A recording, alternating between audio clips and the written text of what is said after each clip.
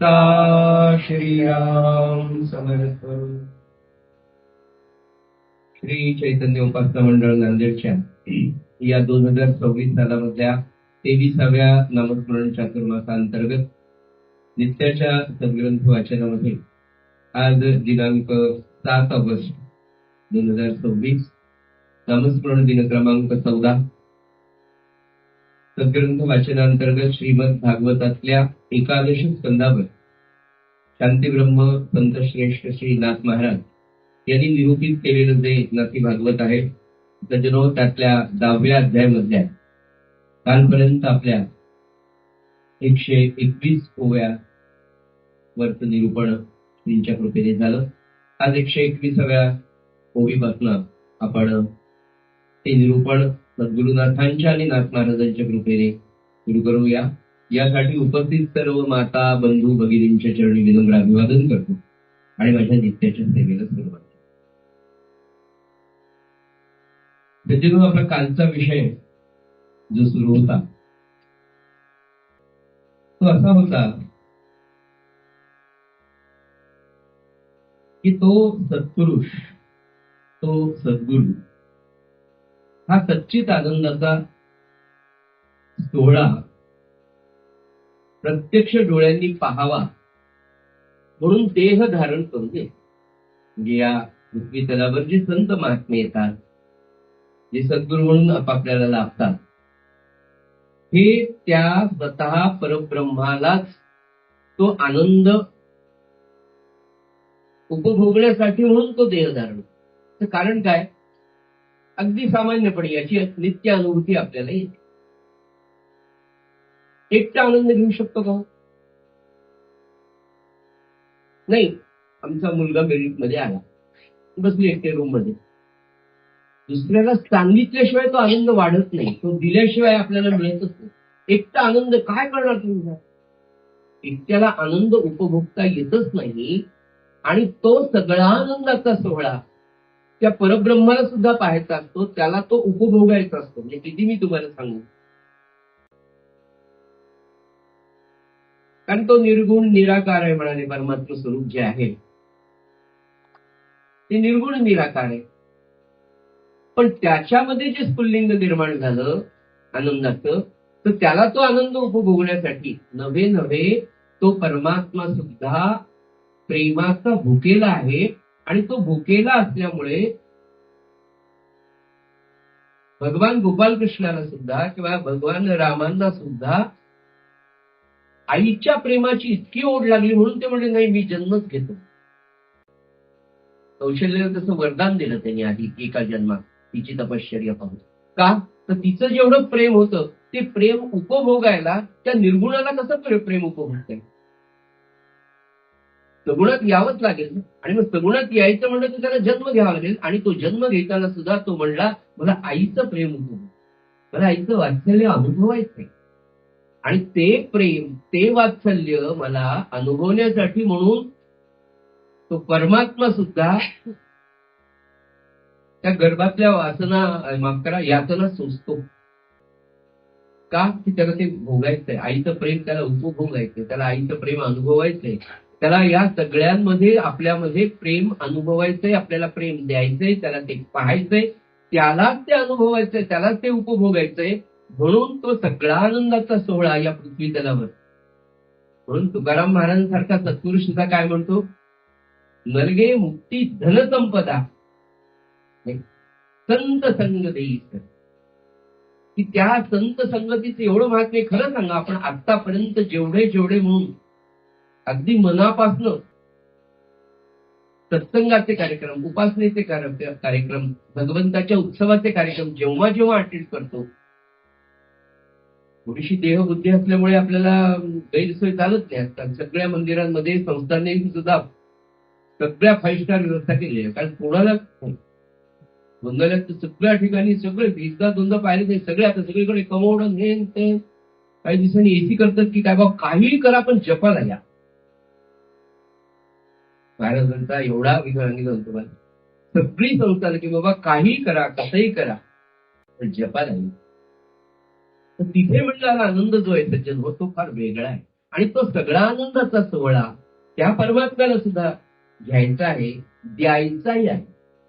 तर माहिती का, प्रेमामध्ये घेण्यापेक्षा देण्यालाच जास्त नाही. इतकं भरभरून देतात ते, इतके भरभरून देतात. आजही मला सांगा म्हणजे काय आनंद सोहळा, म्हणजे आता त्याचं पुढे उदाहरण येणार आहे. आणि तो प्रत्यक्षाने डोळ्यांनी पाहावा म्हणून लीलेनी लीला करतो परमात्मा. ही सगळी लीला आहे त्याची. गोकुळात आला, तिथे 10 वर्ष राहिला, पुढे मग मथुरेत गेला, मथुरेतून पुन्हा तिकडे गेला, द्वारकेला गेला, पुन्हा परत आला. सगळ्या लीला लीला लीला आहेत. जीवन चरित्र, परमात्मा चरित्र लीलाच आहे सगळं. त्यांनी देह धारण केला, ही पण लीला. कारण तो अजन्म आहे, ज्याला जन्मच नाही तो तरी आपल्यासाठी जन्म घेऊन दाखवतो. मानव म्हणून येतो. तुमच्या माझ्यासारखी दुःख भगवान गोपाल कृष्णाच्या जीवन चरित्राचा जर आपण अभ्यास केला सज्जन, काय काय लोक त्याला सुद्धा बोललेले. आणि सगळ्यात पहिले बोलले असेल तरी किती बायका केल्या. अरे बाप, जे विषयांनीच पाहिलं की नाही जगाने त्याच्याकडे. आजही आपण सगळे म्हटलं तुम्हाला की या लोकनाट्य मंडळावर, तमाशा मंडळाने भगवान गोपाल कृष्णाला अत्यंत गलिच्छाचं त्याचं विभूती महत्व आपल्या समोर वेगळ्या पद्धतीने. तसं नाहीये, ते समजूच शकत नाही त्या परमात्म्याने. पण तो इतका की तो निष्काम आहे. आणि तेव्हाच तो म्हणू शकला की मी जर आयुष्यभर ब्रह्मचर्य पाळला असेल तर उत्तरेच्या पोटातला गर्भ स्वतःच्या स्वतःने.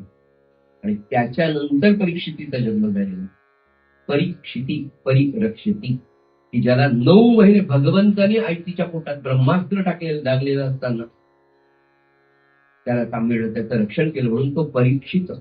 त्याचं कायम शेवटपर्यंत रक्षण भगवंत. तर जेव्हा आपण सगळे परीक्षितच जाण नाही आहे. कोण सांभाळते आपल्याला? त्यांच्याशिवाय कोण सांभाळ? म्हणून हा सगळ्या आनंदाचा सोहळा पाहण्यासाठी म्हणून तो देह धारण करून येतो. आणि शेवटचं कालचं आपलं ओबी अशी होती की खरंच तो असा चालता बोलता आपल्याला भेटणार नाही. तो संत महात्मा भेटणं. नाथ महाराजांसारखा सत्पुरुष सांगतो की कोटी कोटी जन्मांचं भाग्य जेव्हा असेल तेव्हा संत महात्म्याचं एकदा दर्शन. आपल्याला कितीदा दर्शन झाले? नर्मदेमध्ये किती गोटे, रोज नर्मदा मैयाचं पाणी त्याच्यावर चालू. बाकी कशी पण तरी नर्मदा मैयाच्या काठावरचा हर कंकर शंकर होता, हर नर नारायण होता और हर नारी नारायणी होती नाही. ही आपली संस्कृती. नर्मदेच्या काठावरच्या या सगळ्या बाबतीमध्ये थोडा उच्च विषय फक्त भारतीय तत्वज्ञान सज्जन आपल्याला करू शकतो. पुढची ओळी, सद्गुरु जेवती वास पाहे तेवती सुखाची सृष्टी होय, तो म्हणे तेथे लवल आहे महाबोधू राहे स्वानंदे. अशी पुढची 121वी ओळी. म्हणजे काय सज्जन हो, की सद्गुरु याचा शब्दार्थ सांगतो पाहिजे. सद्गुरु जेवती वास पाहे, जिथे सद्गुरु राहतात, जिथे सद्गुरु असतात तेवती सुखाची सृष्टी होय. तिथे सुखाची सृष्टी म्हणजे तिथे आनंदच आहे. तो म्हणे तेथे लवल आहे, तो जे म्हणेल तिथे महाबोधू राहे स्वानंद. या सगळ्या ओळीचा एका वाक्यात तुम्हाला मार्ग सांगतो. एकच वाक्य, महाराज म्हणजे आनंदमूर्ती, संत म्हणजे आनंदमूर्ती. ते जिथे असतात ना तिथे आनंदच असतो. आनंदाशिवाय दुसरं काहीच नाही. आणि मी तुम्हाला काय सांगू, अधिक महिन्यामध्ये 11 दिवस महाराज आहे. सकाळी 4:30 ते रात्री 11:30-12 पर्यंत सगळेजण आपण महाराजांच्या बरोबर होतो. लौकिक अर्थाने लोकांना कळण्यासाठी म्हणून आपण पादुका त्यांना म्हणतो. पादुकांना ते स्वरूप आहे. 11 दिवसातला आनंद सज्जन हो. दर 3 वर्षांनी अधिक महिन्यात सद्गुरूंच्या लौकिक अर्थाने पादुका आपण म्हणू, पादुकांचा दौरा असतो. समर्थांच्या पादुका येतात, सद्गुरूंच्या पादुका येतात. जे खरे त्या सेवेमध्ये नित्य असतात ना त्यांना जाऊन विचार. एरवी 7:30 पर्यंत 2-4 दुसऱ्या मारल्याशिवाय आपण उठत नाही. पहिला चहा काळा होऊन त्याच्यावर चहा काय येते, मग दुसऱ्या चहाला मग मंत्रोपचार झाल्यावर आपण उठतो. पण महाराज आल्यावर 4:30ला कशी काय जाग येते? 11:30 पर्यंत झोप नाही, काही नाही. पुन्हा 11:30ला झोपून पुन्हा 4 वाजता चला महाराजांची काकड आरती. हे कसं होतं सचिन? लौकिक अर्थाने दिसायला पादुक आहे, पण ते आनंदाचं तेजोवन.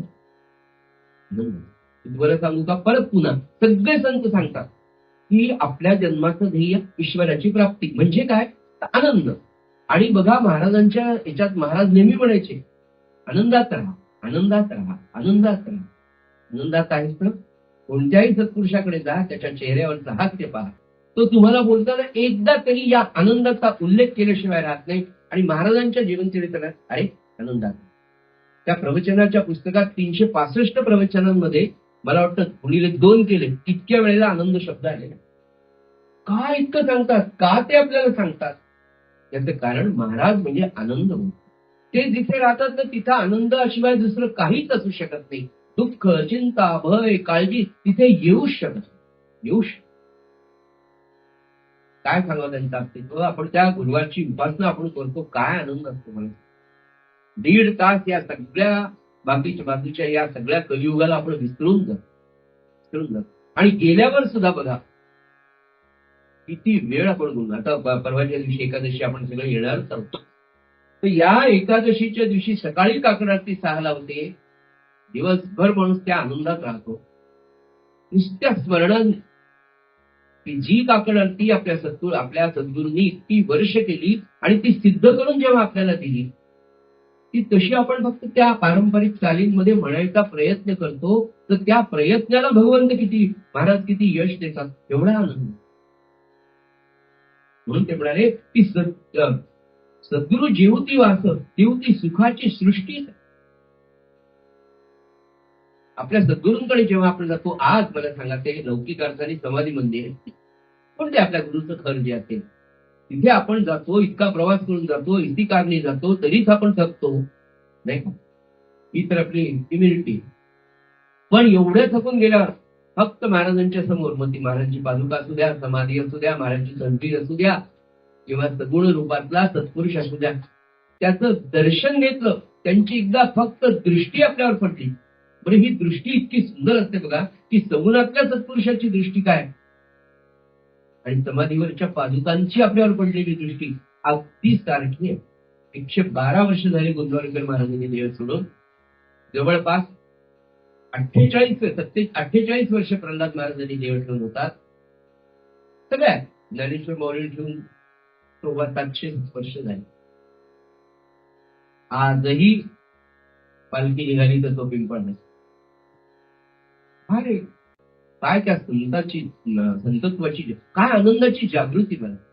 कशासाठी एवढे लोक जातात? तो बेडे 7-8 लोक 7-8 लाख लोक पंढरीत जातात. 10 लाख.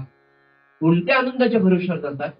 त्याचं कारण आहे की तो आनंद मूर्ती आहे. तो आनंद मूर्ती का आहे? तर तो परमात्मा आहे. आणि परमात्मा कसा आहे? तर परमात्मा हा आनंद रूप. आपण सुद्धा त्याचे अंश आहोत. म्हणून त्या आनंदाची ओढ आपल्याला काय आहे. आयुष्यभर जन्मभर जरी आपण दुःख भोगले तरी दुःखाची सवय होत नाही आणि सुख कमी मिळून सुद्धा त्याचीच ओढ जास्त असते. त्याचं कारण आहे मूळ की आपण पुन्हा त्याचं स्वरूप असल्यामुळे आनंदाकडे धावतो. आपल्याला तेही मिळवावं म्हणून म्हटलं ना की त्या सत्पुरुषाच्या सहवासात राहणं म्हणजे आनंद मिळतो. मग दुसरा प्रश्न आहे आता की हा नाथांचा विचार झाला की जिथे संत असतो, जिथे सद्गुरू असतो, तिथे आनंदच आहे. आणि तिथे जो काही बोध होतो ना तो बोध स्वानंदाला पूरक नव्हे, तो स्वानंद देणारा असतो.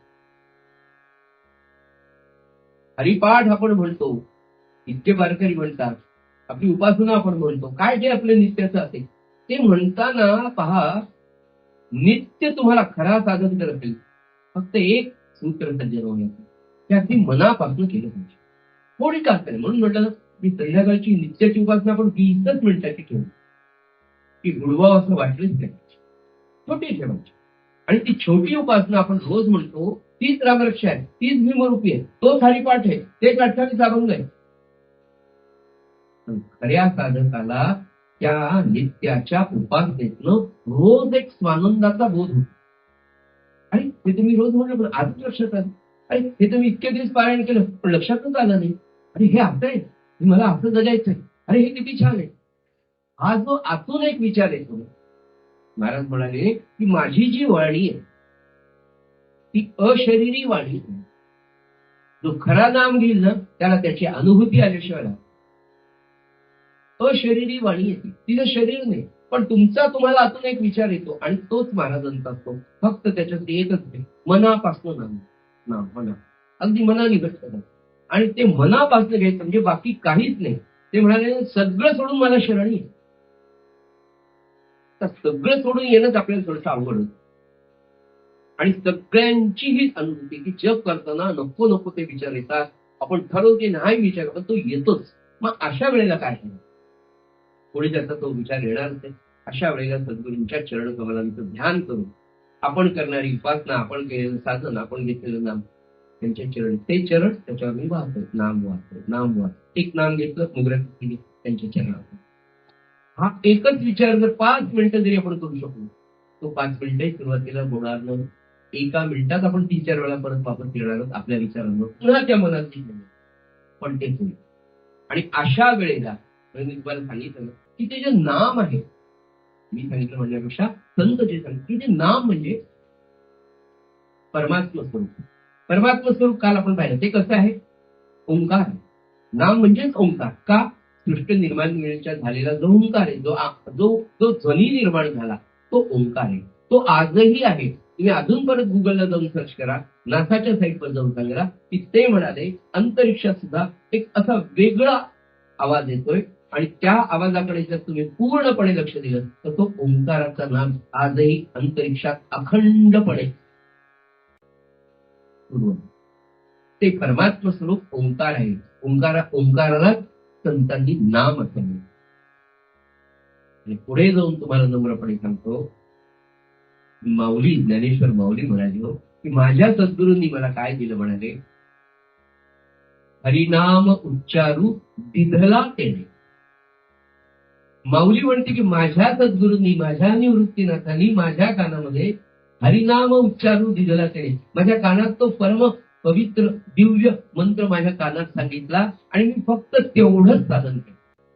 ज्ञानेश्वर माऊली म्हणाली की मी नामाशिवाय दुसरं साधन केलं.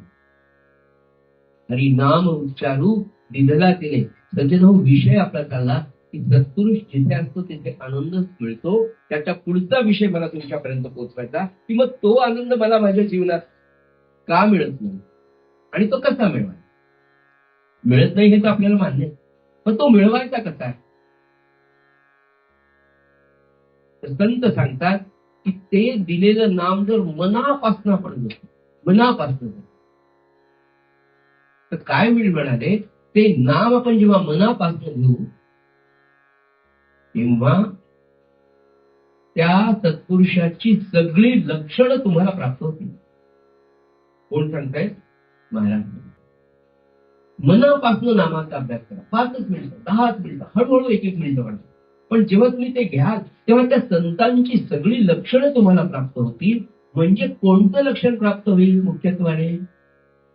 तो कसा आहे? आनंद. आणि बघा, जसं जसे नाम वाढतं सगळ्यांचा, आपण काय होतं, एवढाच अनुभव घेतो आपण आणि सोडतो. तिथे आपला रोजचा होमवर्क कमी करतो, सोप्या भाषेत. आता तसं त्याचं जे मूळ लक्षण आहे सत्पुरुषाचं ते आनंद स्वरूपाचं आहे आणि त्या आनंद स्वरूपाची प्राप्ती तुम्हाला ते करून देतात. आणि याच्यासाठी पुन्हा एक छोटं महाराजांचं आश्वासन तुम्हाला सांगतो मी. नित्य आपल्याला 4 महिने गेली, अनेक वर्ष आपल्याला चातुर्मास की महाराजांचं खरं चरित्र जे आहे ना त्याचं संतांचं, ते त्यांनी सांगितलेली आश्वासन, बोधवचन त्यांची. महाराज म्हणाले मनाने मला घट्ट धरून ठेवा. म्हणजे काय? नामाला घट्ट धरून. तुम्ही मला मनाने घट्ट धरून ठेवा म्हणजे तुमचं मन माझं, तुमच्या मनाची जागा माझं मन.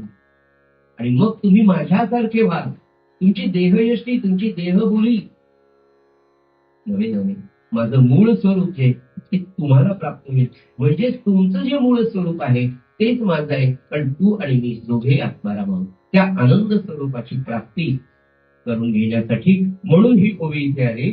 ते म्हणतात सद्गुरु जेवती वाचप आहे तेवती सुखाची सृष्टी. त्याच्यानं नुसता आनंद पाहिजे, तिथे तर आनंद आहे महाराज म्हणाले, मी गोंदवल्यात राहतो, मी खिरड्यात राहतो, मी आळंदीला राहतो, माझं अस्तित्व तेवढंच आहे का? मी जर परमात्म स्वरूप आहे तर मी चराचरात बघतोय. मी जर खिरड्यात गोंदवल्यात आहे तर मी तुमच्या घरात नाही का? त्याच्या पुढे जाऊन काय म्हणाले आणि पुन्हा पुन्हा नम्रपणे सांगतो बरं का, हे जे मी सांगतोय ना, हे सफळ सद्गुरु तत्वाचं विवेचन आहे. हे सगळ्या सत्पुरुषांची आश्वासन आहेत आपल्यासाठी. ती ब्रह्मचैतन्य महाराज, प्रल्हाद महाराज, रामानंद महाराज सांगितली म्हणून ती त्यांच्या शिष्यांपुरती असं नाही ना. पण सद्गुरु तत्व हे देहाशी निगडीत. तर महाराज म्हणाले ती सतत फक्त काय त्याच्यापुरतीच आहे, पण त्याच्या पुढे जाऊन म्हणाले, मला तुमच्याकडे यायचंय. महाराज म्हणाले, मला तुमच्याकडे यायचंय, मला तुमच्या हृदयात राहायचंय. पण म्हणाले, तुम्ही हृदयाचा दरवाजाच उघडत नाही आणि मला जागाच नाही. आपण हृदयाचा दरवाजा उघडत नाही याचा अर्थ हे हृदय इतक्या वेगवेगळ्या षडविकारांनी, वासनांनी भरलेलं, तरी ते म्हणे मी राहायला तयार नाही. पण तुमच्या हृदयाचा दरवाजाच तुम्ही उघडत नाही, मनापासून तुम्ही नामच घेत नाही, तुम्ही कसा तुमच्याकडे? मला खूप तुमच्याकडे यावं वाटतं, पण त्याच्यासाठी जागा तर सत्पुरुष घरी यायचं, निदान अंगण झाडून तुम्ही हे बैठक व्यवस्था काहीतरी अधिष्ठानाची तयारी केल्याशिवाय सत्पुरुष बसणार कुठे? हे जर सगुणातलं आहे तर खरं ते जे तत्व आहे ते तत्व आनंद स्वरूपात. मग खरं सांगतो ना की परमार्थ अध्यात्म बिलकुल अवघड नाही आणि बिलकुल कर्मकांड नाही.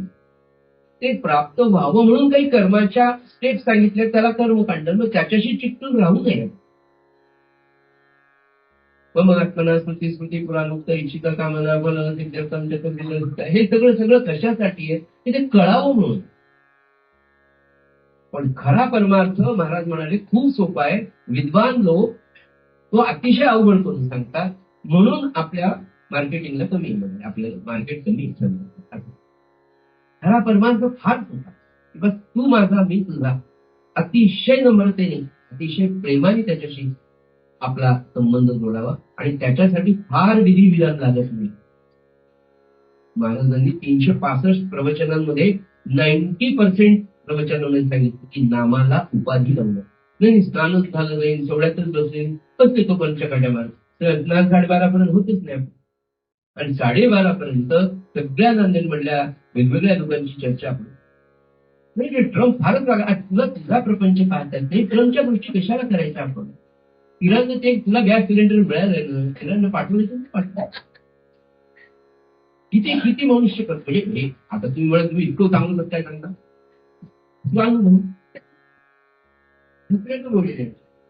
किती चर्चा, किती गोड आणि सगळ्यात आवडणारी जर काही गोष्ट असते जगातली सगळ्यात चांगली डिश जी प्रत्येकाला आवडते, काही अपवाद असू शकतात, ती म्हणजे निंदा. आवडते की महाराज म्हणाले, महाराज काय सांगत संतांचं जीवन. पूज्य श्री प्रल्हाद महाराज एकदा साधारण 1971ची गोष्ट, 70 सालची गोष्ट. आमचे नंदू मामा ओरील म्हणून आहेत, पुण्यामध्ये राहतात, ज्यांनी श्री प्रल्हाद कथामृत ओवीबद्ध ग्रंथ लिहिला आणि समर्थ सद्गुरू प्रल्हाद महाराजांची 2 गद्य 2 खंडाची गद्य चरित्र लिहिली. आपलं ते तुझ्या कृपेने भवसागंज आहे ते जे आहे ते त्यांनी लिहिलेलं पद, ते आपण बघतो. सिव्हिल इंजिनियर, डेप्टी इंजिनियर म्हणून रिटायर झालेली, त्यांनी त्यांच्या बाबतीत घडलेली घटना म्हणाले. 71 साल होतं आणि ती काय 18-19 वर्षांचा असेल, पॉलिटेक्निकला होतो म्हणे सेकंड इयरला. पण जेव्हा जेव्हा मला सुट्टी मिळायची, खामगाव पॉलिटेक्निक मधून ते पॉलिटेक्निक आहे, जेव्हा मला सुट्टी मिळायची की मी पटकन महाराजांकडे सेवेला जायचे. तेवढेच महाराजांबरोबर आहे. भाग्यवान माणसं होतं. संत महात्मा देहात लाभणं. क्रमांक 2 त्याच्यावर श्रद्धा बसणं की हा परमात्मा आहे. नंबर 3 आता पुन्हा असा महापुरुष आपल्याला मिळणार नाही म्हणून त्याच्या चरणी घट्ट श्रद्धा राहणं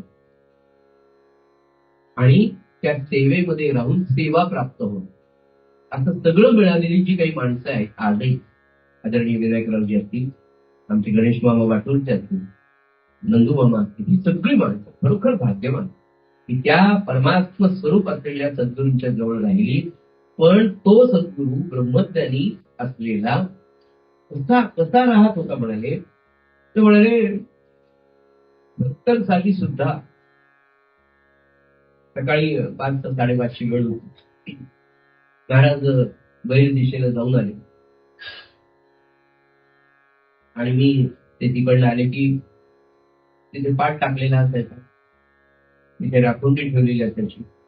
ती राखुंडी जमिनीवर टाकायची, त्याच्यावर पाणी टाकायचं. महाराज तो हात राखेने धुवून मग त्यांच्या हातावर पाणी टाकायचं, त्यांच्या पायावर पाणी टाकायचं बहिर दिशेला जाऊन आले. आणि मग ते त्यांचे चरण कमल छान उकरड्याने पुसून मग महाराज घरात या. तर ते म्हणाले मी ते सगळं कोमट पाण्याने सगळं ते महाराजांचं स्वच्छ मुखवार्जन झालं. महाराज घरी आले आणि चुलीवर समर्थ सद्गुरू प्रल्हाद महाराजांच्या घरी त्यांच्या 2 भावजया, त्यांची पत्नी त्या रामानंद महाराजांच्या मंदिरात राहत होती. पलीकडे चूल पेटवली, चूल पेटून पाणी टाकायला गेलो आणि तोपर्यंत महाराज लगेच आपली माळ मी त्यांच्याजवळ बाजूला असता उभा होता. पाणी तापलं की महाराजांना पाणी काढून द्यावं, ते सगळं त्यांचं ढाबळ हे ते टॉवेल देऊन सगळं असं तेवढं. सकाळी घरात काहीतरी चर्चा गावागावांची मला काहीतरी झाली. महाराज तेवढ्या गडबडीमध्ये शांतपणे नाम घेत होते आणि माझ्या मनात आलं की सकाळी सकाळी महाराज जप करायला लागले, आता घरचे मोठ्यांनी कशाला बोलावं, त्यांनी हळू बोलावं असं माझ्या मनातल्या मनात चाललं होतं. महाराज म्हणजे बाळ तिकडे लक्ष देऊ नये, आपण तिकडे लक्ष देऊ म्हणाले. खरं जे आहे ना ते म्हणाले हे आहे नाम, आपण नामाकडे लक्ष द्यावं म्हणाले. वेळ वाया घालू. पाणी तापेपर्यंत महाराजांच्या 3, 4, 5 माळा काय तशी तिथे राहतात, तिथे आनंद असतो. आणि तेव्हापासून मी विचार केला की कोणतंही काम होईपर्यंत आपण काय करायचं, वायफळ चर्चा करण्यापेक्षा, वायफळ विचार करण्यापेक्षा महाराजांच्या कसं काय लक्षात आलं, आता ते कसं काय लक्षात आलं ते तुझ्या मनात काय तुम्ही बाळ तिकडे लक्ष देऊ नये म्हणाले. यांना वाटलं महाराज जपाला बसले, महाराज जप करतायत, मग घरच्यांनी मोठ्या कशाला बोलवं, काय घरची गडबड जाईल.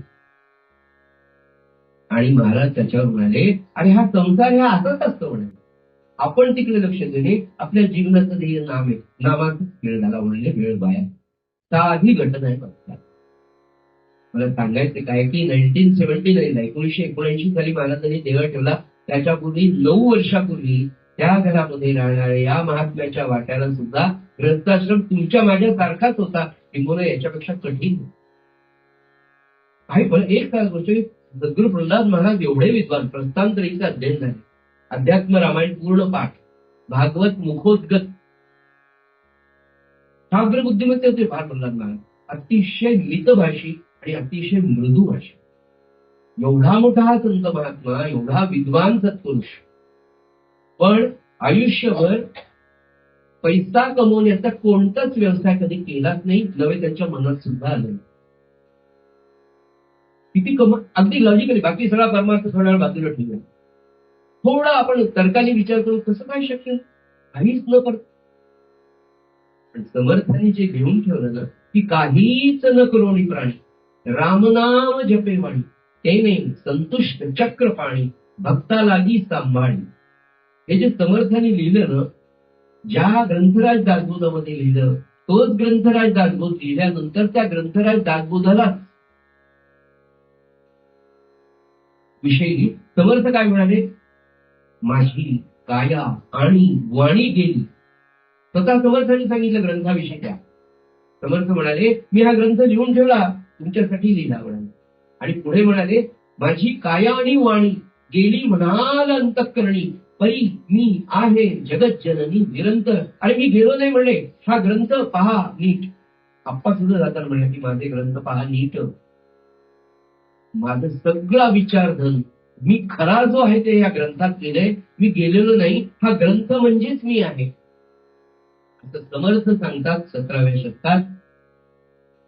आणि 20व्या शतकात त्या ग्रंथालाच असं वाटलं की आपण पुन्हा एकदा मनुष्य रूपाने सगुणात यावं. सज्जनो, अतिशय नम्रपणे सांगतो, भावनेच्या भरात नाही पण श्रद्धेने सांगतो की त्या ग्रंथराज दासबोधालाच असं वाटलं की आपण सगुण रूपात देवानी यावं, आणि तो दासबोध जो आला तो या सगुण रूपात समर्थ सद्गुरू प्रल्हाद महाराजांच्या रूपाने आला. माझे सद्गुरू म्हणून मी तुम्हाला सांगत नाही, पण महाराजांची जीवनचरित्र जर आपण पाहिलं तर समर्थ सद्गुरू प्रल्हाद महाराजांच्या जीवनचरित्रामध्ये थोरल्या महाराजांनी जो जो विचार सांगितला तो सगळा विचार जगून दाखवला प्रल्हाद महाराजांनी. आनंद सागरांचं राहिलेलं आयुष्य, रामानंद महाराजांचं राहिलेलं आयुष्य आणि कार्य समर्थ सद्गुरू प्रल्हाद काहीच न करोनी प्राणी. किती खरंय मला सांग. पैसा मिळवण्याचा एकही व्यवसाय न करता आज लाखो लोकांची गरज त्यांच्या केवळ आशीर्वादाने, त्यांच्या पादुकांवर अनुग्रह घेतल्यावर, म्हणजे समजा म्हणून पादुका स्वरूप हे त्यांचं स्वरूप आहे. पण ते देहाने गेले, पण ते म्हणाले मी देह नाहीच आहे. म्हणून मला सांगायचं काय, नाथ जे लिहून ठेवतात की सद्गुरू जेवती वास करती तेवती सुखाची सृष्टी होय. अहो नुसतं त्यांच्या चिंतनात आनंद आहे. 23 वर्ष झाल्या. अरे सांगा, एक माळ करणं कठीण. म्हणजे पहिल्यांदा जेव्हा माळेला बसलो मी माळ करायला काही वर्षांपूर्वी, तर मला असं वाटलं मेरुमणी किती वेळ, 5 वेळा तरी पाहिजे, अजून मेरुमणी का आली, अजून आला. आणि डॉक्टर जोगळकर म्हणे सर आमच्या घरी आले की पहिले अर्धा तास जप करायचा आणि मग आपण गप्पा मारायचा. अरे बा, खूप शिस्त, निर्धार, निष्ठा, निश्चय. महाराज आपल्या आयुष्यात अशी माणसं वाढवलं आपल्याला घडवतात. मला वाटलं अर्धा तास जप करायचा तर किती जप करावं लागते, आणि कधी त्या माळा होते. मग 2-3 माळा झाले की सिंहासारखं तोंडवर हा हो जांभयात, पण त्यांचा नियम अर्धा तास उडायचा. पण आज त्या संस्काराचा, त्या संस्कार रूपी बीजाचा आज वटवृक्ष संजन झाला. महाराजांना खरोखर किती आनंद होतो. अरे इतके लोक नामाला येतात, ही त्यांची कृपा, खरंच त्यांची, की त्यांनी आपल्याला बोटाला धरलं आणि इथपर्यंत. म्हणून म्हणजे आणि किती आनंद आहे मला. आज एवढी कुटुंब, आज 150-150 मला माहित नाही, जास्तच आहे, मी थोडी कमीच सांगतो.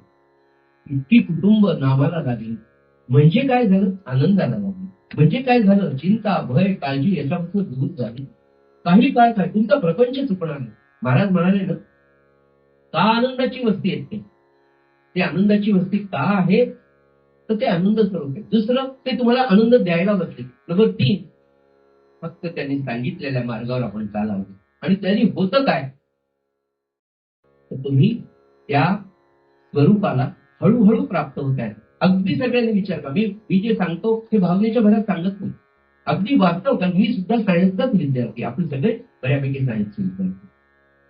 पुढे महाराज असं म्हणाले की येणारा काळ हा इंटेलेक्च्युअल आहे, बुद्धी प्रामाण्यवादी आहे. तुमच्यामुळे त्यांच्या बुद्धीला पटल्याशिवाय कोणीच करणार नाही. आणि ते सांगण्याचं काम महाराज वेगवेगळ्या लोकांकडून करून घेतात. आदरणीय बाबा वेलसुरींनी ते काम किती सुंदर. अनेक लोक आहेत, ते अनेक लोक आहेत, पण ते आदर्श, ते नाम आपल्या सद्गुरूंनी सांगितलेलं त्याच्याप्रमाणे आचरण आणि त्यांचा विचार जो आनंदाचा विचार. म्हणून त्याच्याजवळ हा आनंद प्राप्त करण्यासाठी ज्ञानेश्वर माऊली जे म्हणते की हरिनाम उच्चारू दिदला ते, आणि त्याच नामाच्या मनापासून केलेल्या अभ्यासाने महाराज म्हणाले तुम्हाला ते स्वरूप प्राप्त होईल, ते लक्षण प्राप्त होईल. म्हणजे तुम्ही सद्गुरूंसारखे व्हाल. म्हणजे काय व्हाल, तर आनंदी व्हाल. मग काही लोकांच्या मनात येईल आम्ही आनंद तर मिळवतो, ते त्याला इकडे कशाला जायचं, तर त्याच्यावरही म्हणजे अगदी कबीरांपासून सगळ्यांनी ही उदाहरणं दिली. अफू, गांजा, मद्य याची उदाहरणं दिली, कारण ती पटकन मिळणारी आहे. आणि जास्तीत जास्त समाजातली लोक कशा प्रकारचा आनंद मिळवायला तयार आहे. पण ते काय म्हणाले, आहे हो तो आनंद, पण ती नशा उतरण्याची संपत. पण कबीर म्हणाले, तुलसीदास म्हणाले की ही राम नामाची नशा अशी उतरतच नाही, दिन दिन बढतच आहे. म्हणून महाराज म्हणाले शाश्वत घ्या, विनामूल्य असलेलं घ्या. किती विनामूल्य, तुम्हाला जीभ दिली एकाही प्राण्याला 83,99,999 सगळ्यांना जीभ दिली, पण वाणी फक्त पण ती वाणी त्यांनी जर दिली, ज्या वाणीने आपण नाम घेतो त्या वाणीने वाईट उच्चार करू नये. महाराज म्हणाले समजून उमजून नाम घ्यावं. तर म्हणाले सतत एक पथ्य पाळावं. कुणाचं मन होतं, तुम्हाला नाही आवडलं पटकन तिथून निघून तुम्हाला नाही आवडलं म्हणजे किती नाही आवडलं, तुमचा अपमान तुमच्या तोंडावर कोणी करत नाही. आमचे बाबा सांगायचे, भर चौकात जर लोकांनी तुमचा अपमान केला तर तिथून तुम्हाला शांतपणे घरी येता यावं. खऱ्या साधनाची ही परीक्षा. बोलला का? हो. आपण आतमध्ये तो बोलतोय आपल्याला, आतमध्ये नाम घ्या म्हणजे काय होईल? महाराज ते ऐकते, एरवी ते ऐकतात. तू जर शांत राहिलं तर ते ऐकतं. आपलं होतं काय, तो आपल्याला बोलतो. तेरा मेरा आपलं म्हणलं की आपण मेरा तेरा म्हणतो. मग महाराज म्हणजे तू म्हणतो तो भांडण मी बाजूला राहतो. आपण जर शांत राहिलो तर कोण, मला सांगा, आपण जर पोराला घेऊन चाललो आपल्या आणि त्याचा मित्र बोलत त्यांची भांडणं झाली आणि ते दोघंच भांडण करायचं, बाप थोडा समजून सांगायचा प्रयत्न करतो, पण पोट्टा जर आपला ऐकत तर बाप म्हणला, हो तुझ्या भरोशावर तुला किती लढायचं तर लढ, शेवटी घालून घरी येतो. ही सामान्याची समाजातली परिस्थिती आहे की नाही? त्यावेळेला महाराज हे साधकाच्या दृष्टीने आपल्याला काय, आपल्या आयुष्याचं ध्येय ठरलं की आपल्याला आनंद मिळवायचा. मग त्याच्यासाठी आपल्याला उत्तम सत्शिष्य होणं भाग आहे. मग उत्तम सत्शिष्य होण्यासाठी आपल्या सद्गुरूंनी काही एसओपीज दिलेले आहेत. एसओपीज दिल्यामध्ये जास्तीत जास्त अगदी मी तुम्हाला काय सांगितलं की तुमचा कोणी अपमान केला त्यावेळेला आपण शांत राहण्याचा प्रयत्न करा, महाराजांचं स्मरण करा आणि त्याच्यानंतर एक 4-8 दिवसांनी काय होतं ते पाहावं. तेव्हा लक्षात येतं की याच्यापेक्षा जास्त आपण काहीच करू शकतो आणि ते अतिशय आनंद होतं. जेव्हा तुम्ही शांत राहता तेव्हा तुमची जबाबदारी त्यांनी घेतली. म्हणून तो काहीच न करून प्राणी म्हणतो ना, तिथे मर्यादा आहे अहमची. काहीच न करून म्हणजे काहीच करू नका असं नाही, पण काही नाही करून केलं तरी तसं. काहीच न करून प्राणी राम नाम जपेवाणी तेने संतुष्ट चक्रपाणी. तो चक्रपाणी संतुष्ट होतो. भक्ता लागी सांभाळी अंडरलाईन, तो सांभाळतो. आणि सांभाळतो म्हणजे कसा सांभाळतो? अंतर्बाह्य सांभाळ. अंतकाळी तैसा संकटाचे वेळी, मौली सांगते ज्ञानेश्वर, अंतकाळी तैसा संकटाचे वेळी हरी त्या सांभाळी अंतर्बाह्य. इतकं नाम मनापासून म्हणजे नव्हे, खरं सांगतो ना, ऐकून ऐकून बरोबर येतं हो. सत्संग सारखा मन सारखं भिडतं ना, म्हणून तितक्या प्रमाणात डोस असल्याशिवाय होतच नाही. अँटीबायोटिक पर्यंत पाहतच आहे डॉक्टर, पाहतो याची प्रकृती काय आहे. चांगली इम्युनिटी असते तर 3 दिवसाची अँटीबायोटिक, ताप्याचं पितर असेल तर ते 7 दिवसाची तुम्हाला अँटीबायोटिक, ते म्हणजे हे लवकर बरं होत त्याला 7 दिवसाची अँटीबायोटिक द्या. हे जसं आपल्या प्रापंचिक जीवनात आहे तसं नामाचा डोस रोज हळूहळू एक माळेने एका दिवसाला 1 माळ आजपासून जरी सुरू केलं तर आजच्या वर्षाला आपल्या 365 माळा होतील. रोज 1 माळ वाढवायची ठरतात. रोज 1 माळावरून काय 12 दिवसाला 25 तासाला काय आवडलं करून तर नाही. 365 झाले अर्ध्यात तर होती, अर्ध्यावरही काम धरतो. 365च्या मी 165 जरी झाल्या, तू 165 कर, मी 165 झाले, 330 माळा रोज झाल्या तर 10 वर्षात 13 कोटी. 29 ते 32 आपल्याला तो अभ्यास करायचाच नाही. आणि त्याच्यासाठी हा सगळा या वर्षीचा चातुर्मास जो आपण महाराजांच्या कृपेने महाराजांनी आपल्याकडून जो करून घेत आहे की रोज 13 तासाची बैठक आपल्याला आज सुरू केली तर 2-3 वर्षामध्ये आपल्याला त्याला यश येईल. आणि असे हजारो लोक जेव्हा तयार होतील, असे 3300 लोक एका वेळेला 13 तास फक्त जपाला बसले म्हणजे अगदी काय मांडी घालून तर नाही, फिरत महाराजांना प्रदक्षिणा मारून त्याला केरड्याला आपल्याला करायचं. 13 तास आपण जर असं केलं तर एका तासात 30 माळा, 33 39 390 400 माळा होतात. 3300 लोक जरी 13 तास बसले, एका दिवशी 13 कोटी जप होतो. एका दिवशी 13 तासामध्ये ते आपल्याला करायचंय. करणारे ते आहेत, बुद्धी देणारे ते आहेत. म्हणून या वर्षी आपण हा प्रयत्न करून पाहू, सामूहिकरित्या करू, मग वैयक्तिक करू आणि होता हळू. आणि जणू हे सगळं कशासाठी ना, की हे जे एवढं इन्फेक्टेड वातावरण सगळ्या विश्वामध्ये झालं. अनेक संत महात्म्यांना संदेश मिळत आहेत.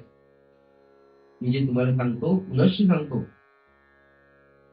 मी त्या सत्पुरुषांना भेटलो. मी भेटलो म्हणण्यापेक्षा महाराजांच्या कृपेने माझी त्यांची भेट झाली.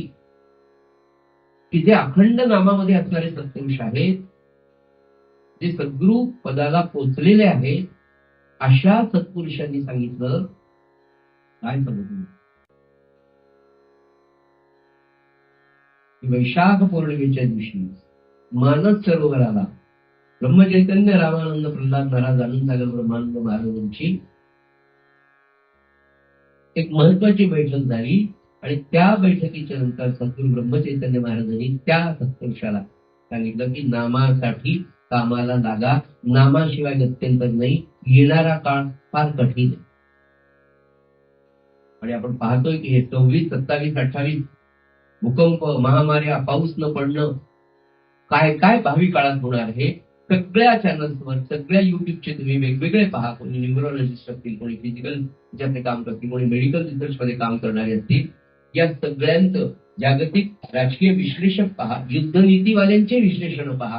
गुगलला जाऊन तुम्ही प्रत्येक टॉपिक मधले एक्सपर्ट्सचे ओपिनियन पहा. येणाऱ्या 6-7 वर्षाचं त्यांचा जो तर्क आहे तो याच मार्गाने नव्हे हाच आहे. येणारा काळ कठीण आहे आणि त्याला कोणी थांबवू शकत नाही. त्याला थांबवणारा फक्त एकच आहे, तो म्हणजे संत. आणि संतांपेक्षाही संत जे सांगतात ते करणं जास्त गरजेचं आहे. या सगळ्यांचं वातावरण बदलण्याचं, तो वाटेल त्याची करी यायचा नाही पाहिला. आपण जेव्हा सद्गुरूंचं वर्णन करतो ते कशाने काय, पण त्यासाठी तुम्हाला बीज रोवण्यात, तुम्हाला कार्यरत राहावं लागणार आहे. आणि आपल्याला कार्यरत राहण्यासाठी आपण काय करू शकतो? आपण तर आपला प्रपंचही व्यवस्थित करू शकतो. मग अशा वेळेला काय करायचं? तर त्या संत महात्म्यांनी सांगितलंय की आता नाम तुम्हाला सांगितलं आपल्या सगळ्यांना ज्यांनी ज्यांनी संकल्प केले. नर्मदेच्या काठावरचा एवढा मोठा महान सत्पुरुष 92-94 वर्ष ज्यांचं वय, ते परमपूज्य पूर्णानंद स्वामी म्हणाले की जे जे संकल्प करतील त्यांचे संकल्प आपण संकल्प करावा आणि त्याच्यावर अभ्यास करावा. सज्जनो फार गरजेचं आहे. हा जो सगळा आपला आटापिटा चालला 29 ते 32, 13 कोटीचे 100 वेळा जप आपल्याला साखर खेळल्यामध्ये करायचे. ही परमात्म्याची योजना आहे आणि या योजनेमध्ये त्यांनी आपल्याला निवडलंय हा केवढा मोठा भाग्याचा विषय. 32 पर्यंत मला या कार्यातच राहायचंय, या विचारांमध्येच राहायचंय आणि या नामामध्येच राहायचं त्याच्यासाठी म्हणून. आणि हे सगळं पुन्हा कशासाठी? जेवती सृष्टी आनंदी सुखाची होय. ही सगळी सृष्टी मौली सुद्धा काय म्हणाले, आता विश्वात्मके जो जे वांछील तो जे खळांची व्यंकटी चढणं, ती व्यंकटी चढण्याचं काम काय सांगतो ना. प्रत्यक्ष भगवान गोपाल कृष्ण शिष्टाईसाठी गेले की मला सांगा, एवढा परमात्मा की ज्यांनी जगाला भगवद्गीता दिली, श्रीमद भगवद्गीता, दुर्योधनाबरोबर 5-6 तास त्या सगळ्या कौरवांबरोबर त्यातला जो अध्यक्ष म्हणजे शकुनी मामान, त्याच्याही पेक्षा मोठा म्हणजे त्याचा भाचा ज्यांनी घडवला, त्या दुर्योधनाबरोबर एवढी कृष्ण शिष्टाई केली, सगळी त्या दुर्योधनाला ऐकली. शेवटी दुर्योधन काय म्हणाला भगवान गोपाल कृष्णाला की कृष्णा तू जे सांगतो ते सगळं पटतं रे, मग कुठे आढळलं म्हणले तो. म्हणजे ते करायची बुद्धी मला होती.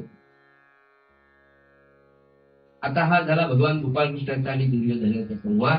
याच्यावर विवेचन खरा करणारा कोण असू शकतो? तर संतच करू शकतो.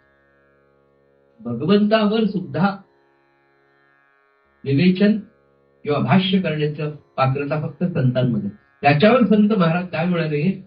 महाराज म्हणाले प्रत्यक्ष परमात्मा सगुण रूपात आला तरी तो दुर्योधनाची बुद्धी पालट करू शकला नाही.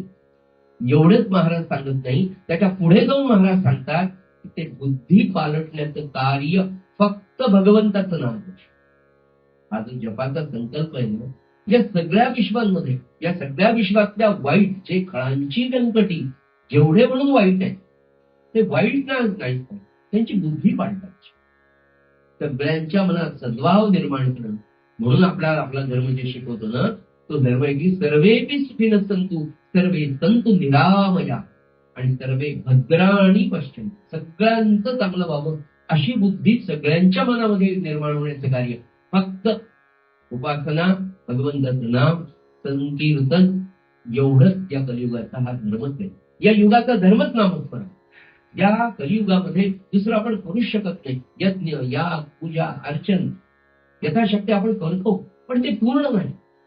एकच गोष्ट म्हणाले, फक्त भगवंताचं नाम या सगळ्या सृष्टीला नव्हे, त्यातली व्यंकटी, त्यातला वाकडेपणा, त्यातला वाईटपणा जाण्याचं काम श्री महाराज सांगतात की ती फक्त भगवंताच्या नामामध्ये. राम से बडा राम का नाम असं जेव्हा सांगतात तेव्हा नाही का, मारुतीरायाने राम लिहिलं की दगड तर भगवंतांनी सोडला ते सोडला, म्हणून भगवंतांनी ज्याला सोडलं तो बुडतो. हे आपल्या सगळ्यांना माहिती. ती काही वेगळं सांगतो अशातला भाग नाही. पण त्यातलं तत्व हे सज्जन की माणसाच्या वाईटपणा, वाईट प्रवृत्ती बदलण्याचं काम फक्त आणि फक्त भगवंताचं नाम करू शकतो आणि मगच या विश्वामध्ये आनंद निर्माण शकतो. किंबहुना संपूर्ण विश्वातल्या आनंदाच्या निर्मितीचे स्थळ जर काही साधन जर काही असेल तर नाम. याचं कारण काय? त्याचं कारण असे की या संपूर्ण दृश्य विश्वाला व्यापून टाकणारी शक्ती जर कुठे असेल ती नाम. मी काय सांगतो म्हणून या नामाचं पुढे म्हणाले तर काय करावं एकच म्हणून पुढे त्या सद्गुरूंचे देखील या पाये तहान भूक तात्काळ जाई कल्पना उठोची न आहे निज सुख आहे श्री गुरुचरण. वा काय सांगा नाथ महाराज सांगताय ज्यांचं नितांत प्रेम नवे नवे ज्यांचा प्राण त्यांचे सद्गुरू जनार्दन स्वामी ते नाथ महाराज सांगतात त्या सद्गुरूंचे देखील या पायी त्यांचे चरण कमल. सद्गुरूंचे चरण कमल पाहिल्यानंतर म्हणाले खरा जो भक्त असतो ना किंबहुना आपल्याला तो खरा भक्त बनायचा जो आदर्श शिष्य आहे सद्गुरूंचे आदेश म्हणून म्हणून सद्गुरूंचे चरण कमल आठवतात. जालन्याला एक मला आठवत नाही पुरी नावाचे चित्रकार पुरी आणि समर्थ सद्गुरू प्रल्हाद महाराज देहात होते. जालन्याच्या राम मंदिरामध्ये आलेले होते आणि पुरी नावाचे जे चित्रकार होते ते समर्थ सद्गुरू ब्रह्मचैतन्य महाराजांचे अनुगत होते. फार सुंदर चित्रकार आणि त्यांनी एक दिवस फार मोठा सुंदर पेंटिंग ब्रह्मचैतन्य महाराजांचं काढून आणलं आणि प्रल्हाद महाराजांना तुमच्याकडे आले नमस्कार केला आणि महाराजांना पहिला प्रश्न विचारला महाराज तुम्ही ब्रह्मचैतन्य महाराजांना पाहिलं? महाराज जप करत होते.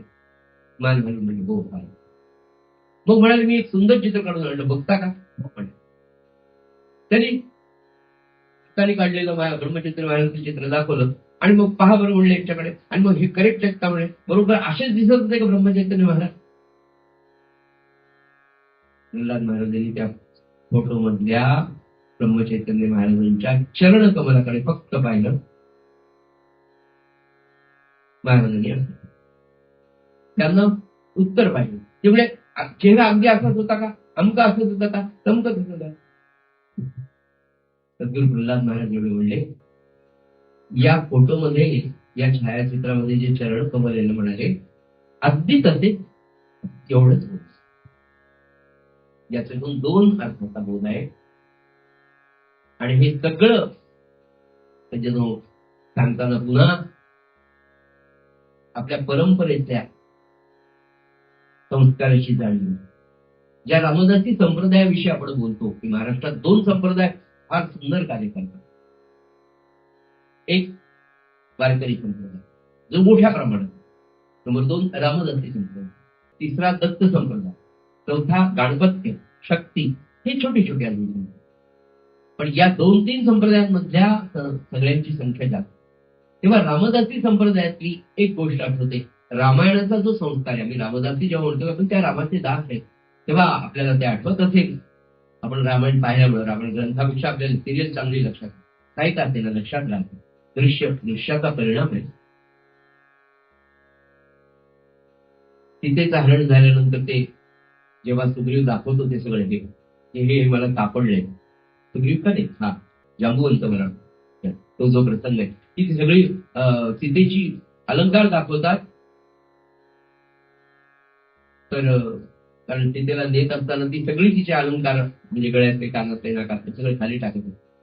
ते सगळे अलंकार दाखवतात लक्ष्मणाला. तेव्हा लक्ष्मण म्हणतो बाकीचे दागिन्यांचं मला माहित नाही पण ही पैंजण मात्र माझ्या सीतामाईची. कारण मी फक्त नमस्कार करत असताना सीता मातेच्या पैंजणांना म्हणजे पायांना पाहिल्यामुळे मला पैंजण दिसलेले ही भारतीय किंबहुना इथपासून जे चरणकमलांचं महात्म्य आहे तेच समर्थ सद्गुरू म्हणाल की हे ब्रह्मचैतन्य महाराजांचे चरणकमल असेच आहे. याच्यातून दुसरा एक संदेश की सद्गुरूंचे चरणकमल जास्त लक्षात. सद्गुरू आठवण छान आठवलं का असं नाही पण मानस पूजेमध्ये नवे नवे नित्य स्मरण आपल्याला सद्गुरू चरण म्हणून बघा दत्त संप्रदायामध्ये विशेषत्व म्हणजे गुरु पादुकांचं जास्त भक्त संप्रदाय म्हणत असताना आपल्या सगळे पाच समर्थांच्या तिथे पादुका, गोंदवलेला पादुका, रामानंद महाराजांच्या पादुका, समर्थ प्रल्हाद महाराजांच्या पादुका, सगळीकडे निर्गुण पादुका, गाणगापूरला आपण पाहतो त्या पादुकांचं मन ते चरण कमल आपल्या कायम लक्षात ठेवाले. आणि नाथ महाराज म्हणत्या सद्गुरूंचे देखील हे पाय तहान भूक तात्काळ जाय, आपलं असं होत नाही. पादुका पाहिल्या, दुपारची भोजन असते काय, आता भोजन प्रसादाची वेळ किती वाजता आहे, आपण मंदिरात पाहतो. असं होणं अपेक्षित आहे. इतकं प्रेम त्यांच्यावर. म्हणून नाथ महाराज म्हणाले की खरं खरं सांगतो म्हणे की खरं हे ना, हा सगळा त्यांचा स्वतःचा अनुभव की सद्गुरूंच्या चरण कमलांची मला आठवण जरी झाली, दर्शन जरी झालं, आठवण जरी झाली, तरी तहान भूक विसरली.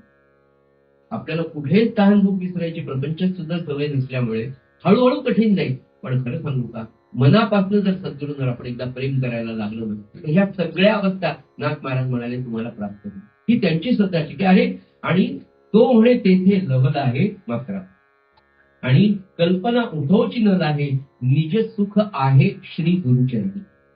नाथांना हे सांगायचं की जणू मानवी जीवनामध्ये आपल्या सद्गुरूंची पूजा अर्चा, त्यांच्यावर प्रेम करत असताना एक ध्येय, एक गोष्ट मनात कायम ठेवा की खरं सुख फक्त सद्गुरूंच्या चरणात जाऊ. माता पिता बंधू कांता सर्व सुखाचे सांगाते. खरंच आहे हा, म्हणजे आपलं त्यांना सोडू नका, बरं सोडायचं नाही, ते कर्तव्याने त्यांना जगू शकतो. पण ही जाणीव ठेवा, मुळात ना भारतीय तत्वज्ञान, वेद, उपनिषद आणि शास्त्र, पुराण, 18 पुराणांच्या कथा बघा. म्हटलं तुम्हाला भागवतामध्ये हजारो भक्तांच्या कथा आहेत. आणि महाराज काय म्हणाले पुन्हा की कशासाठी हे सगळं वाचायचं की 1000 प्रकारचे भक्त आहेत, हे अत्यंत भक्ती संपन्न असलेले, तिथपासून तर अतिशय ह्याच्यापर्यंत अजामेळापर्यंत, अनोपात्रेपर्यंत प्रत्येकाने आपलं कर्तव्य आणि हे केलं. पण त्याच्यातून सुद्धा इतक्या हजारो तऱ्हेच्या भक्तांमध्ये आपण आपल्याला कुठेतरी बसवू शकतो. आणि मी या पद्धतीचं भक्त, पण माझा उद्धार होणारच आहे. अजामेळासारख्या माणसाचा उद्धार झाला लौकिक अर्थाने, तर आपला होणार नाही का? निश्चितपणे होईल. म्हणून ते काय म्हणाले की निज सुख आहे श्री गुरुचरण, त्या सद्गुरूंचे लक्षण सांगता शब्दू होटावे जाण, जो सनातन ब्रह्म पूर्ण पूर्ण पूर्ण त्यानं. पुढे नाथ महाराज म्हणाले की त्या सद्गुरूंचं लक्षण आता मी काय सांगू म्हणाले, शब्दच नाही माझ्याकडे, शब्द तोटके पडतात. नाथांसारखा सद्गुरू जो अत्यंत प्रेम आपल्याजवळ, तो म्हणाले इतकं सांगून सुद्धा सद्गुरू मला सांगताच आले नाही, ही नाथांची खंत आहे. आणि ते खरंच इकडे हे नाथ पाहतो आपण, पण तिकडे समर्थांच्या ग्रंथराज दासबोधामध्ये सद्गुरु स्तवनाच्या समोर आता सद्गुरु वर्णवेना तेथे माया स्पर्शू शकेना. समर्थ सुद्धा तेच. माऊली ज्ञानेश्वरी आपण जर सुरू केली तर प्रत्येक अध्यायातल्या पहिल्या ओळीला सुरुवात करतात आणि जे त्या सद्गुरूंच्या प्रेमामध्ये नाहून निघतात लक्षात. आणि मग कितीतरी 50 तरी 45 वय, अरे मला हा विषय सांगायचा, पण श्रोत्यांनो मला माफ करा बरं, मी माझ्या सद्गुरूंच्या प्रेमामध्ये बोलता नाही. आपल्याला जी आवडती गोष्ट असते, आपल्या आवडती व्यक्ती असते ना, तिच्याविषयी एकदा बोलताना झालं सुरू ना की थांबता थांबत नाही माणूस. पण आपल्याला काय त्याचा प्रपंचातला अनुभव, आमची बेबी आणि आमचा पिंटू हे 2 विषय निवडला, किंवा आमचे हे बापा, फार सिद्धांतिक बोललो आता, म्हणून थोडस अगदी जड होऊ दे नाही का. किती आपण मला सांगा बाबा बाबा, लग्न झाल्यावर सासूबाई बोलायला लागल्या जावयाविषयी, तर अरे काय सांगा तुमचे जावई बापरे, त्यांना हे नाही त्यांना ते चालत नाही, आणि इतकं असं सकाळी सोडत नसतात आणि इतक्या वेळ पूजा करतात. बापा सांगायचं मला नंबर पण एवढं की जिथे प्रेम असतं, जिथे आदर आहे, जिथे आपल्याला आवड असते, ते आपल्याला आवडलेलं असतं, त्याचं चिंतन, त्याच्याविषयी बोलताना माणसाला भरून ते चूक आहे असं मी म्हटलं नाही. आणि सज्जन खरं सांगू का, जे चांगलं आहे त्यात त्याला लवकरात लवकर चांगलं म्हणा, त्यातही 4 लोकांमध्ये चांगलं म्हणा. त्याचं कारण काय, सज्जनांचं किंवा सद्गुणांचं ते कौतुक असतं. त्या व्यक्तीला हे पण जाणून करायचं की तुमच्यातला हा गुण असल्यामुळे, सद्गुण असल्यामुळे तुमचं कौतुक आहे, तुमच्या देहाचं हे कौतुक नाहीये. आणि त्या समजणाऱ्याने सुद्धा हे समजून घ्यावं. काय सांगतो तुम्हाला जाता जाता एक गोष्ट सांगतो. समर्थ सद्गुरू प्रल्हाद महाराजांचे 75 वयापर्यंत त्यांनी वाढदिवस करूच दिले. काहीच नाही, माझी वाढदिवस आहे मी कोणी म्हणलं काय. खूप शिष्यांनी, विशेषतः महाराजांचे धाकटे बंधू, त्यांना लोकांनी विनंती केली की आता तरी महाराजांचं 75 वर्षाचं वय, आता तरी महाराजांचा आपल्याला वाढदिवस साजरा करतो, कळू द्या की हा महात्मा किती मोठा. तोपर्यंत मी सांगितलं तुम्हाला माहीत कळूच दिलं नाही या सत्पुरुषाने मी कोण. प्रसिद्धी परांमुक्ता इतकी.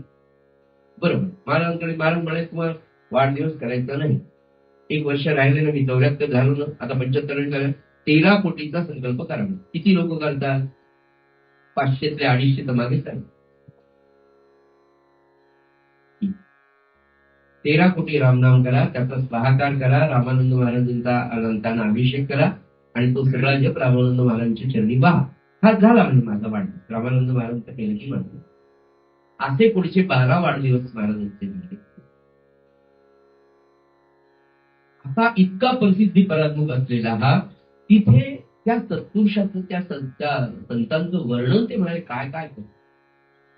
पण नाथांना राहवत नाही. तरी म्हणाले पुढची ओळी फार गोड आहे. तरी नाथ महाराज म्हणतात मी नाही सांगू शकत हो, इतकं इतकं अवर्णनीय म्हणाले, सद्गुरू विषयी सांगताच येत नाही म्हणाले की तिथे शब्द. पण ते एक आहे म्हणाले की ते सनातन ब्रह्म आहे. सनातन म्हणजे काल होतं, आज आहे, यावश्चंद्र देवाकर, जोपर्यंत सृष्टी आहे तोपर्यंत तो सनातन ते ब्रह्म तसंच आनंद स्वरूप राहणार म्हणाले. त्याची ऊनखूण तो असा आहे असं नाही सांगतात, त्याची ऊनखूण सांगतात ते कुणच सांगतायत. एवढं सगळं झाल्यावर सुद्धा पुढे राहत. एक गोष्ट राहिलीच गावायची सांगायची. तसं नाथ महाराज म्हणाले तरी स्फुरली एका स्फूर्ती, त्यासी सर्वथा दिसे शांती, शांती वेगळी उपपत्ती, प्रमाण निश्चिती रिधेना. नाथ महाराज म्हणले तरीही एक गोष्ट सांगतो, पण म्हणाले उद्या. एक गोष्ट माझ्या सद्गुरूविषयी सांगतो, पण ती आज नाही, उद्या.